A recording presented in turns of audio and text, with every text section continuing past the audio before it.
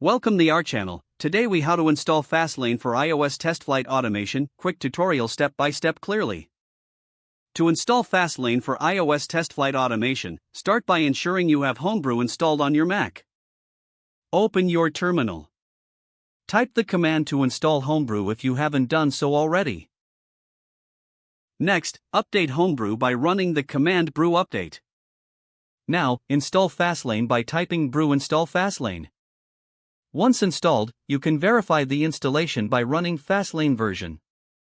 Navigate to your iOS project directory using the terminal. Initialize Fastlane in your project by executing the command Fastlane init. Follow the prompts to set up Fastlane for your project. Choose to manage your testers with TestFlight when asked. Fastlane will now create a fast file in your project directory. Open the fast file in a code editor to customize your configuration. Add the necessary lanes for building and deploying your app to TestFlight. Focus on the beta lane, which is usually used for TestFlight distribution. Configure your app's metadata and certificates in the fast file. Once your fast file is set up, navigate back to your terminal. To run the deployment, use the command Fastlane beta. Fastlane will now build your project and upload it to TestFlight. Monitor the terminal to check for any errors during the process.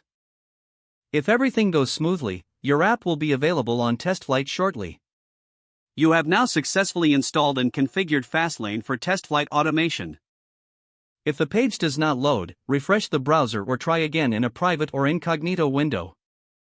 Make sure you are using the correct email address, then retype it carefully to avoid small typos. If your password is not accepted, use the reset option and create a new strong password you can remember. Check your spam folder for verification or security emails, then complete any requested confirmation steps. Enable two-factor authentication if available to improve account security and reduce unauthorized access risk. After signing in, review your profile details so your contact information and settings are accurate and current. If you see an error message, note it down and try again after restarting your device and internet connection. Don't forget to like this video and subscribe to our channel for more step-by-step tech guides.